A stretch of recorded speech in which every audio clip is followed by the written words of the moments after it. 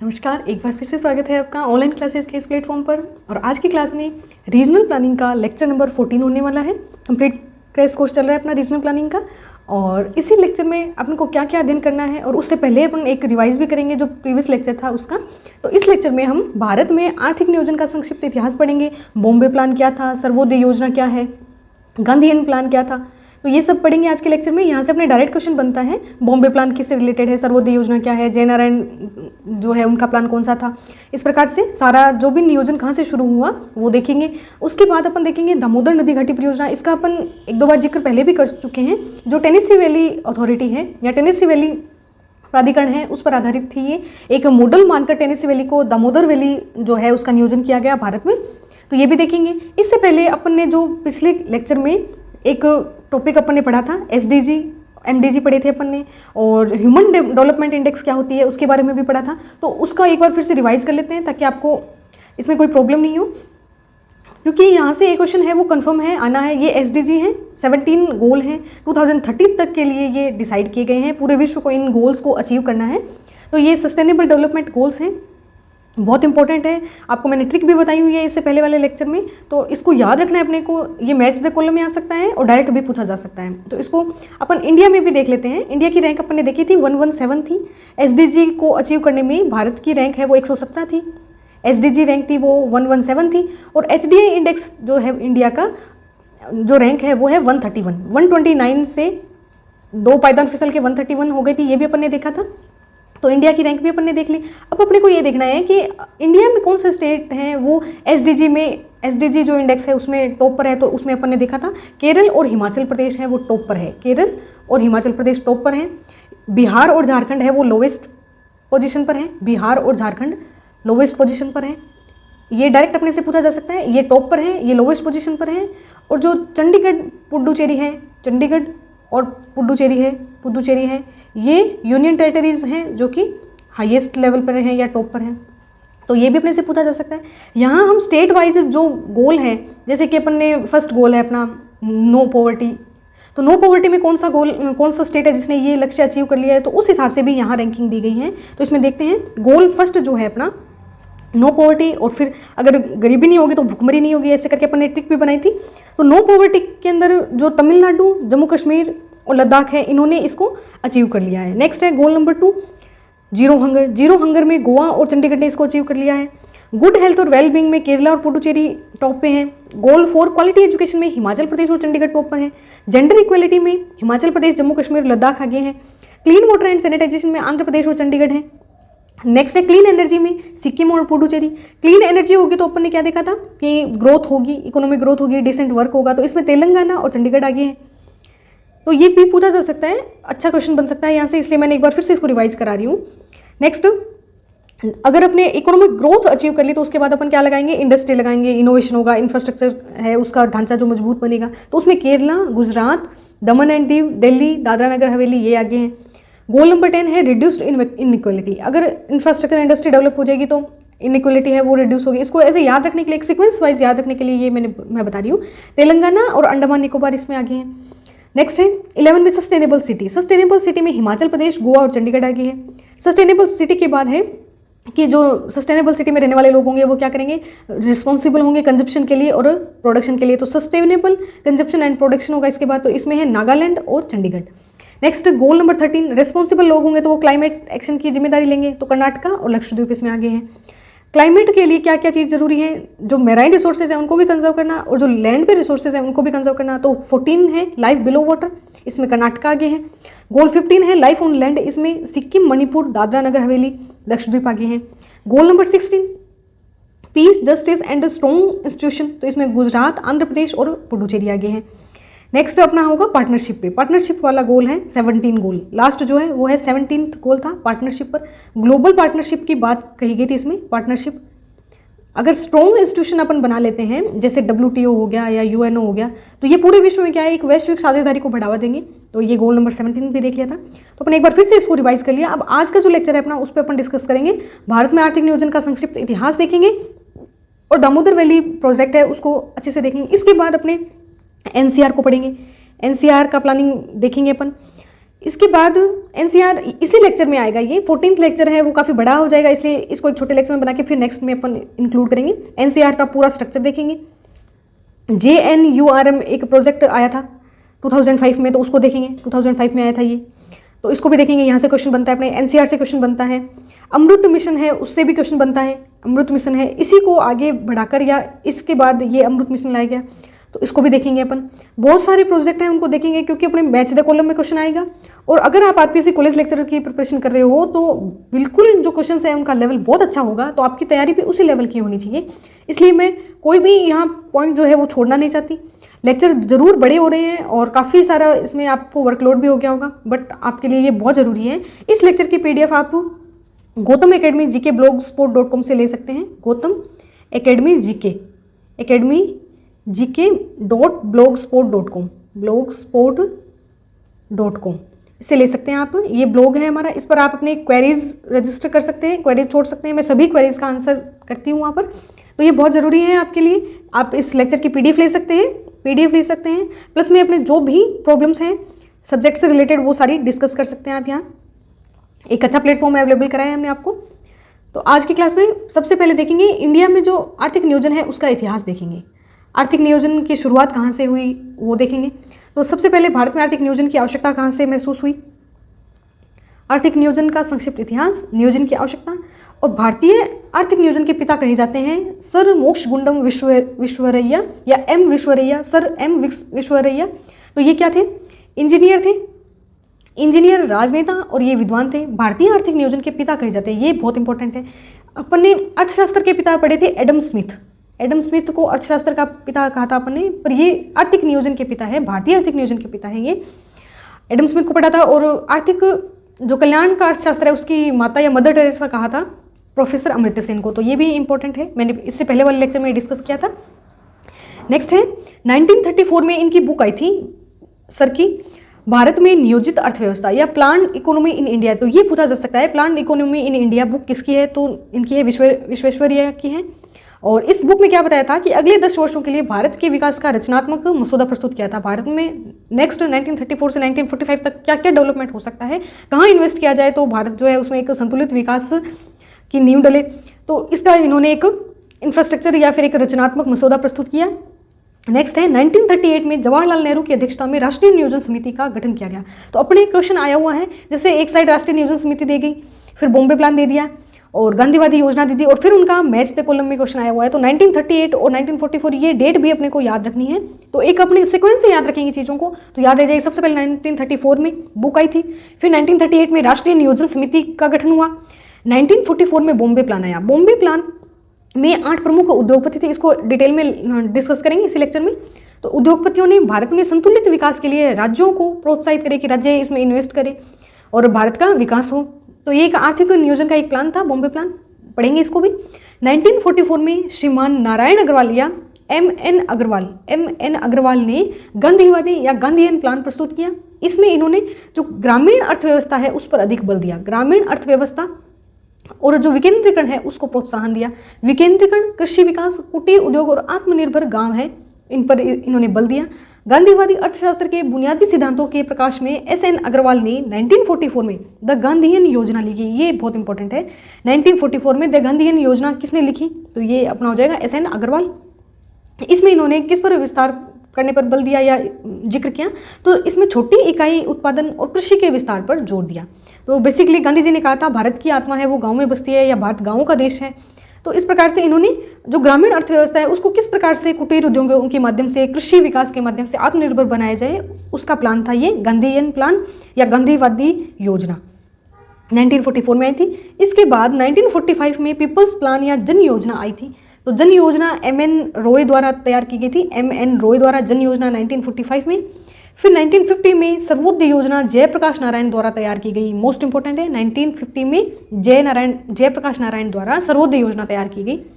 Next है 1950 में योजना आयोग का गठन किया गया। यह एक गैर संवैधानिक निकाय था और परामर्शदात्री संस्था था। इसके बाद यहाँ नीति आयोग बनाकर इसको योजना आयोग का जो कंसेप्ट है उसको समाप्त कर दिया गया था। इसके बाद नीति आयोग ये भी एक गैर संवैधानिक निकाय है और ये अपने जो प्लान है 15-15 वर्ष के ये प्लान तैयार करता है। तो ये भी काफ़ी इंपॉर्टेंट है, इसको भी डिटेल में डिस्कस करेंगे अपन नीति आयोग को भी। जो प्रधानमंत्री हैं वो इसके अध्यक्ष होते हैं प्रधानमंत्री, और जो सभी स्टेट हैं वो उनके जो राष्ट्रपति जो होते हैं सीएम होते हैं, मुख्यमंत्री, वो भी इसके सदस्य होते हैं। नेक्स्ट देखते हैं अपन राष्ट्रीय विकास परिषद एनडीसी 6 अगस्त 1952 में इसकी स्थापना की गई। राज्यों एवं योजना आयोग के मध्य सहयोग के लिए इसको विकसित किया गया था एनडीसी को 1952 में।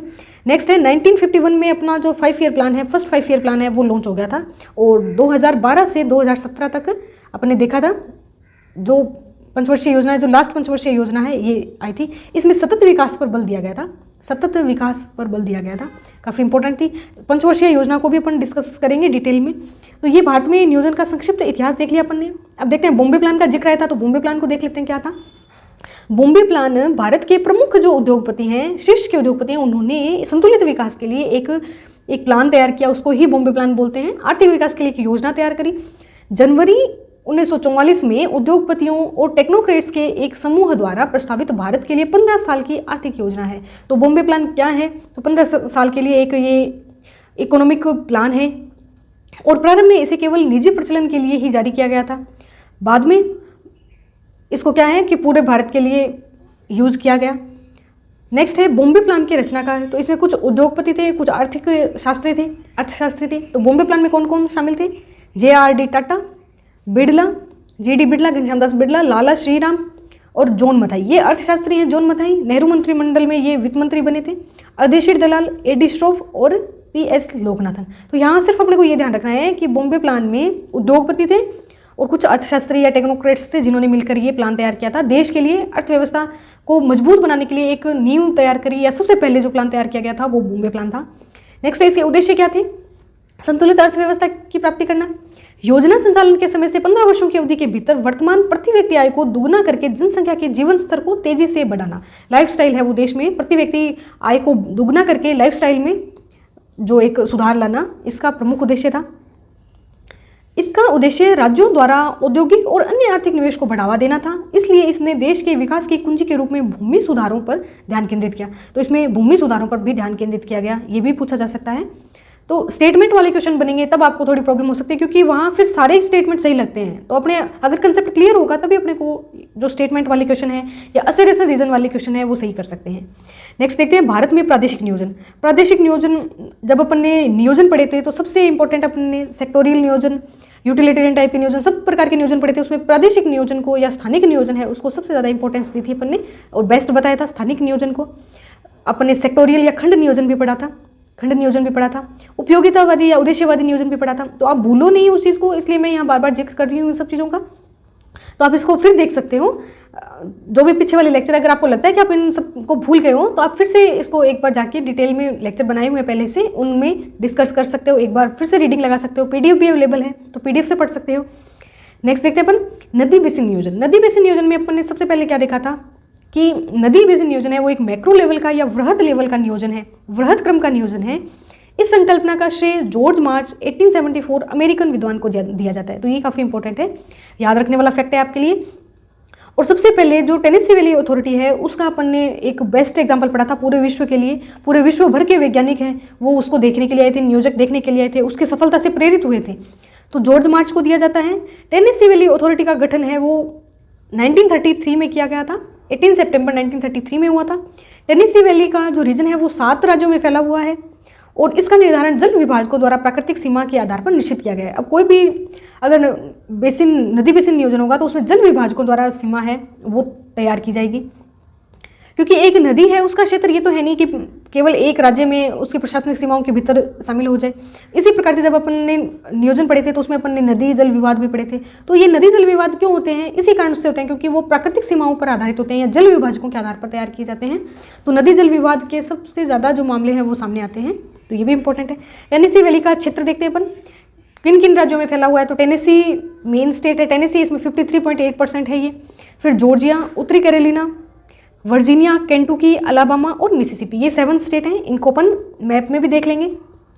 ये मैप है USA का, तो इसमें अपन देखना चाहें ये सारे 49 स्टेट हैं। इसमें USA में 49 स्टेट है, ये तो आपको पता होगा 49 स्टेट है। अलास्का है वो लास्ट स्टेट था, रशिया से लिया गया था अलास्का। तो इसमें कौन कौन से राज्य शामिल है देखिए, ये नॉर्थ अटलांटिक कोस्ट है, और जो यूएसए है उसका पूर्वी भाग है, ये पूर्वी भाग है। ये अगर उत्तरी पूर्वी बोलें तो ये क्या हो जाएगा, दक्षिणी पूर्वी। साउथ ईस्ट पार्ट है, ये साउथ ईस्ट पार्ट है। इसमें कौन कौन से जो राज्य हैं वो शामिल हैं, वर्जीनिया, उत्तरी Carolina, Kentucky, Tennessee, Mississippi, Alabama और जॉर्जिया। यहाँ ये जो दक्षिणी कैरोलिना है ये शामिल नहीं है, तो ये आप ध्यान रखना, दक्षिणी कैरोलिना इसमें शामिल नहीं है। इसी मैप को अगर और जूम करके देखें अपन तो ये यहाँ दिखाया गया है, Virginia, north Carolina, south Carolina शामिल नहीं है, इसमें क्रॉस लगाया गया है, जॉर्जिया, अलाबामा, मिसिसिपी, टेनेसी और केंटुकी। टेनेसी जो रिवर है मिसिसिपी की सहायक नदी है, तो ये भी पूछा जा सकता है, ये अपन ने देख लिया। कोई भी अगर अपन वैली डेवलपमेंट करते हैं तो उसके विकास के लक्ष्य हैं वो भी सेम होंगे लगभग, ज़्यादा डिफरेंस नहीं है इसमें। टेनेसी वैली का क्षेत्र देख लिया, उपलब्धि देख ली। अपना जो फर्स्ट 20 ईयर्स का जो प्लान था इसमें टेनेसी वैली का, उसमें इसने बहुत ज़्यादा सफलता प्राप्त करी, तो पूरे विश्व भर के जो नियोजक हैं वो इसको देखने आए थे। और यहाँ इस क्षेत्र में जो भी समस्याएं थी, पलायन की समस्या थी, कृषि क्षेत्र का विकास नहीं हो पा रहा था, सघन जनसंख्या थी, तो ये सब जो समस्याएं हैं वो दूर हुई। ये पिछड़े क्षेत्रों में शामिल था, तो फिर बाद में इसमें विकास शुरू हो गया। बाढ़ नियंत्रण, विद्युत उत्पादन, वृक्षारोपण, मृदा संरक्षण तथा अन्य कृषि तंत्र में क्रांतिकारी परिवर्तन लाए गए, जिनका आधार जल विद्युत का अत्यधिक उत्पादन रहा। तो ये भी टेनेसी वैली की सफलता में है। एक स्टेटमेंट आता है टेनेसी वैली से रिलेटेड, यह परियोजना एकीकृत प्रादेशिक नियोजन का उत्कृष्ट नमूना है। ये काफ़ी इंपॉर्टेंट स्टेटमेंट है। तो ऐसे भी पूछा जा सकता है किसका स्टेटमेंट है और किससे रिलेटेड है, तो ये भी पूछा जा सकता है कि ये स्टेटमेंट किससे रिलेटेड है। तो टेनेसी वैली अथॉरिटी या टेनेसी नदी घाटी परियोजना से संबंधित है। तो इससे प्रेरित होकर अन्य विद्वान हैं, नियोजक हैं, उन्होंने अपने देशों के लिए नियोजन का प्लान तैयार किया। तो उसमें अपने इंडिया में भी दामोदर वैली प्रोजेक्ट है वो इसी से प्रेरित है। तो दामोदर वैली कॉर्पोरेशन के बारे में देखते हैं अपन। दामोदर वैली कॉर्पोरेशन का लोगो है, ये एक स्टैट्यूटरी बॉडी है और 7 जुलाई 1948 को इसका गठन हुआ था। 7 जुलाई 1948 में इसका गठन हुआ था कॉर्पोरेशन का, और इसका हेड क्वार्टर है वो कोलकाता वेस्ट बंगाल में है, ये भी इंपॉर्टेंट है। इलेक्ट्रिसिटी प्रोड्यूस होती है, ये प्रोडक्ट है इसका। और इसकी सर्विसेज क्या क्या है, विद्युत का उत्पादन, वितरण, उत्पादन और जो मृदा संरक्षण है उसको बढ़ावा देना और फ्लड कंट्रोल करना या बाढ़ को नियंत्रण करना, ये इसके उद्देश्य हैं। तो कोई भी प्रोजेक्ट होगा उसको अपन तैयार करेंगे तो उसके कुछ ना कुछ उद्देश्य होंगे, तो ये उद्देश्य भी अपन ने देख लिए। दामोदर वैली अपने लिए बहुत इंपॉर्टेंट है, इसको अपने एग्जाम में क्वेश्चन इससे रिलेटेड आता ही है हर बार। यहाँ देखते हैं अपन डिटेल में इसका डिस्कस करते हैं। भारत के प्रसिद्ध वैज्ञानिक मेघनाद शाह ने 1938 में नदी बेसिन को सामाजिक और आर्थिक विकास का मुख्य कारक माना और इसे आदर्श नियोजन इकाई के रूप में प्रस्तुत किया। दामोदर वैली को मेघनाद शाह का इसमें वर्क है, मेघनाद शाह का इसमें वर्क है। क्या बात हुई, चाय बना ली? के बना ली, ला दो तुम्हारी। हाँ 10 मिनट लगेगी ना, मैं काट दूंगी बाद में। कान में कौन गाल लो आवे लाके दो क्या चाय? ना ना चना चना दे दो, मैं एक बार खा ली किसमिस।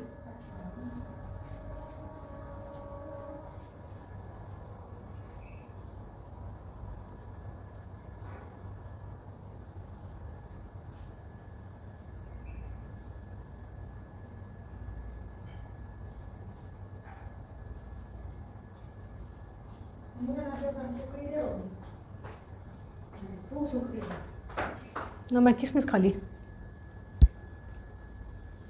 मैं काटती हूँ इतनी। थे पी ली, थे पी लो, मैं 5 मिनट में आऊँ फटाफट। गेट बंद करो।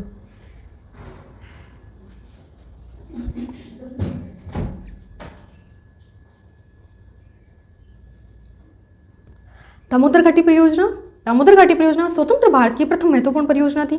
यहीं से क्वेश्चन बनता है सबसे पहले तो अपने कि स्वतंत्र भारत की प्रथम परियोजना कौन सी थी, और ये भी बनता है कि किन किन के मध्य ये किन की संयुक्त परियोजना है। तो झारखंड और पश्चिम बंगाल की संयुक्त परियोजना है, केंद्र द्वारा प्रायोजित परियोजना है ये। और क्यों शामिल की गई, क्योंकि ये जो दामोदर नदी है ये जो अपनी निचली घाटी है उसमें मार्ग परिवर्तन, अपर्दन और बाढ़ के कारण बंगाल का शोक कही जाती है। यहाँ पर बहुत भयंकर विनाशकारी बाढ़ आती थी, इसलिए यहाँ पर जो नियोजन का कार्य है वो बहुत ज़्यादा जरूरी हो गया था। दामोदर नदी घाटी छोटा नागपुर पठार से निकलती है और हुगली नदी की सहायक नदी है, ये ध्यान रखना है अपने को। बिहार में 290 किलोमीटर, बिहार और झारखंड में, और पश्चिम बंगाल में 240 किलोमीटर ये बहकर गंगा की सहायक नदी हुगली में मिल जाती है। टेनेसी वैली अथॉरिटी से ये प्रेरित है और इसके लिए डीवीसी की स्थापना की गई थी, ये अपन ने देख लिया था। डीवीसी का मुख्यालय कोलकाता में है और इसके प्रमुख उद्देश्य क्या क्या थे, बाढ़ नियंत्रण, सिंचाई सुविधा और जल विद्युत उत्पादन। नेक्स्ट ये भी आ सकता है, क्योंकि कोई भी अगर अपन एक नियोजन का कार्य करते हैं या डेवलपमेंट का कार्य करते हैं तो सबसे ज़्यादा प्रॉब्लम कहाँ किसको आती है, वहाँ के जो रहने वाले लोग हैं उनको सबसे ज़्यादा प्रॉब्लम आती है।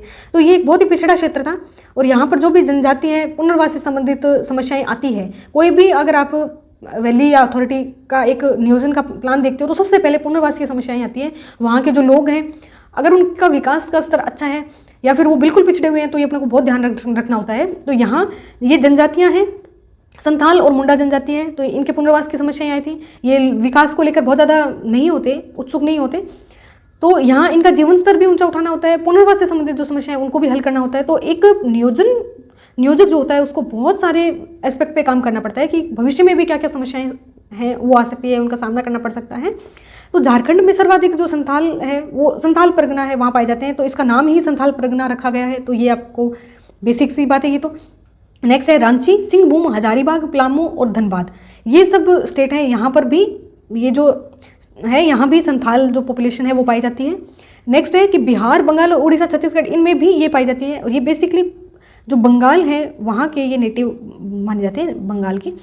तो ये और भी इन पे बहुत सारा डिस्कशन हो सकता है, बट अपने इतना ही पूछा जाएगा कि संथाल और मुंडा जो है ये इसके दामोदर वैली का जो बेसिन है वहाँ पाए जाते हैं। तो ये अपने लिए ज़रूरी है। यहाँ ये एक स्लाइड बहुत इंपॉर्टेंट है, यहाँ से आपका जरूर क्वेश्चन बनेगा, तो आप बिल्कुल इसको छोड़ के नहीं जाइएगा, इसको अपने शॉर्ट नोट्स में ऐड करिएगा।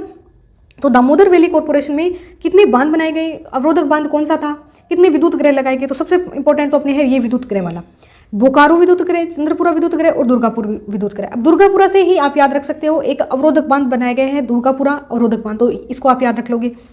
बांध है वो 8 बांध बनाए गए हैं। ये जो तापीय विद्युत गृह है ये ज़्यादा इंपॉर्टेंट है इसके बजाय, जल विद्युत उपग्रह से ज़्यादा ये इंपॉर्टेंट है। ये तो आपको परमानेंट पक्के याद रखने ही है, एक ही अवरोधक बांध याद रखना है। नेक्स्ट इसको और मैं डिटेल में जो डायग्राम है उसके थ्रू बताऊंगी तो याद हो जाएगा। जल विद्युत गृह बनाए गए हैं तिलैया, मैथान, बालपहाड़ी, तो ये तो तीनों ही बराकर नदी पर हो जाएंगे। पंचेत है ये दामोदर नदी पर है, बैरमो है ये भी दामोदर नदी पर है, और कोनार है वो कोनार नदी पर है। तो इसमें बांध देखते हैं अपन, तिलैया, मैथान और बालपहाड़ी बराकर नदी पर है। बराकर नदी दामोदर नदी की सबसे बड़ी सहायक नदी है, दामोदर की सबसे बड़ी सहायक नदी है, सबसे बड़ी HR है, हेल्पिंग रिवर है, ऐसे याद रख लीजिएगा आप। इस पर 3 बांध बनाए गए, तिलैया, मैथान और बालपहाड़ी। नेक्स्ट है पंचेत, अय्यार और बेरमो, ये 3 बांध है, ये दामोदर नदी पर बनाए गए हैं। बोकारो बांध है वो बोकारो नदी पर है, और कोनार बांध है वो कोनार नदी पर है, ये यहाँ गलत लिखा गया है, कोनार बांध है वो कोनार नदी पर है, बोकारो बांध है वो बोकारो नदी पर है। तो ये बहुत इजी सा है, एक दो बार आप इसको देखोगे तो याद हो जाएगा। ये विद्युत गृह देख लिया आपने। विद्युत गृह इसमें से कौन सा नहीं है, बेरमो है, सिर्फ एक अय्यार नहीं है, बाकी सारे हैं इसमें। बोकारो और अय्यार को निकाल दें, इसमें बोकारो और अय्यार को निकाल दें तो बाकी सारे इसमें थर्मल प्रोजेक्ट भी हैं इसी नाम से, तो ये ऐसे भी याद रख सकते हो आप। नेक्स्ट इस स्लाइड से अपन देखते हैं, सबसे बड़ी अपन ने बराकर नदी बताई थी, तो ये बराकर रिवर है। बराकर रिवर पर ये 3 हैं, बराकर रिवर पर 3 अपन ने देखे थे, तिलैया, मैथान और बालपहाड़ी। आगे एक स्लाइड और है उसमें भी ऐड किए हुए हैं। ये दामोदर रिवर है, दामोदर रिवर पर भी 3 है। बोकारो रिवर पर बोकारो बांध बनाए गए, कोनार रिवर पर कोनार बांध बनाए गए हैं। तो ये कंप्लीट किसी एक में दिखाया नहीं गए, ये 3 बांध दिखाए गए। देखो तिलैया, बालपहाड़ी और मैथान बांध, ये है बराकर रिवर पर। बराकर रिवर पर सबसे बड़ी जो हेल्पिंग रिवर बताई थी अपन ने। कोनार बांध है वो कोनार रिवर पर है, बोकारो है वो बोकारो रिवर पर है, ये बोकारो है, ये कोनार है। नेक्स्ट है ये अय्यार और पंचेत हिल जो बांध है ये दामोदर नदी पर है, दामोदर नदी पर है, दामोदर नदी पर। और ये दुर्गापुर बैराज में बनाया गया एक अवरोधक बांध बनाया गया है, अवरोधक बांध, अवरोधक बांध। ये यहाँ पर इस मैप में रोड और रेलवेज भी दिखाई गए हैं और रिजर्वेयर भी दिखाई गए हैं। एक और इसको आप इसको इजीली याद कर पाओ इसलिए एक इंटरेक्टिव सा एक डायग्राम और भी है। तिलैया डैम और मैथान डैम ये बराकर रिवर पर है, कोनार डैम है कोनार रिवर पर है। अब एक ये क्वेश्चन बन सकता है कि तेनूघाट डैम है दामोदर रिवर पर, जैसे 4 नाम दे दिए, तिलैया डैम, कोनार डैम, तेनूघाट और पंचेत डैम, इनमें से कौन सा है वो दामोदर रिवर बेसिन या दामोदर नियोजन क्षेत्र है उसका भाग नहीं है। तो तेनूघाट डैम है ये झारखंड स्टेट है उसकी परियोजना है, झारखंड की स्टेट जो राज्य परियोजना है उसका भाग है ये, इस रिवर बेसिन परियोजना का भाग नहीं है तेनूघाट डैम। तो ये भी क्वेश्चन बन सकता है। दुर्गापुर बैराज देख लिया अपन ने। तो बेसिकली अपने क्वेश्चन यहीं से आएगा कि कितने जो थर्मल पावर प्लांट है वो है, इसमें कौन कौन से हाइड्रो पावर प्रोजेक्ट हैं वो हैं, या फिर अवरोधक बांध कौन सा है, तो यहीं से क्वेश्चन बनता है। नेक्स्ट लेक्चर में अपन NCR से रिलेटेड देखेंगे और बहुत सारे इंपॉर्टेंट लेक्चर आने वाले हैं, तो आप किसी भी लेक्चर को मिस नहीं करना है आपको। अगर आरपीसी कॉलेज लेक्चर की प्रिपरेशन कर रहे हैं तो हमारे लेक्चर आपके लिए बहुत हेल्पफुल होंगे। अगर आप यूजीसी नेट की प्रिपरेशन कर रहे हैं तो आप इसका सिर्फ एक ओवरव्यू ले सकते हैं, आपको डिटेल में इतना ज़्यादा पढ़ने की आवश्यकता नहीं है। बट जैसे जैसे एग्जाम का लेवल बढ़ रहा है तो उसमें आपको एक डिटेल एनालिटिकल स्टडी की आवश्यकता है, वो भी हम आपको प्रोवाइड कराएंगे। तो आज का लेक्चर कैसा लगा आपको, कहाँ प्रॉब्लम आई, किस चीज़ को याद रखने में प्रॉब्लम हो रही है, तो वो आप सब डिस्कस कर सकते हैं कमेंट में, अपने जो भी क्वेरीज हैं वो डाल सकते हैं। धन्यवाद।